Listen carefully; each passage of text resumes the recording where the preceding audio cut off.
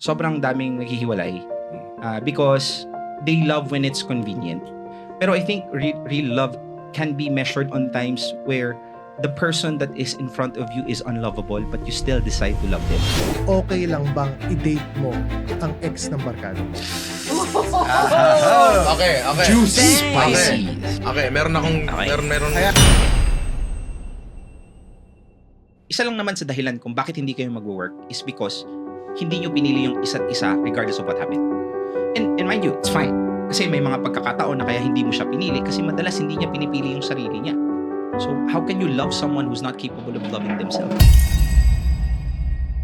Pero paano mo nasabi na, I'm gonna propose to this person? What was that defining moment that you were like, oh my God, Chris is the way? Siya na talaga. Talaga. Kasi because I was able to say that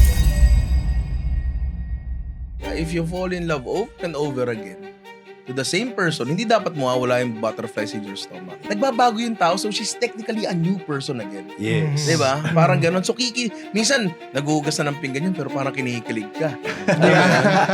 Minsan, nagluluto lang ng sinigang yan, pero, alam mo yan, diba? Much Malasim.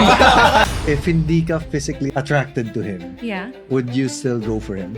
Sometimes kasi when you fall for somebody but you're not physically attracted to them, they become Eto na. Nahanap ko na. Nahanap ko na yung perfect na brief sa akin. Eto na, masaya na dapat ako. Okay. Hindi pa pala. Bakit? Kasi apparently, ang tela ay may limitasyon. Mm-hmm. Tulad ng ang tao ay may limitasyon. Yes. Ganun yun. Maaaring lahat ng pagkukulang niya, hahanapin mo sa iba, nakakalimutan mo na parehas silang tao at may limitasyon sila parehas. The Pod Track. Your content is on the right track.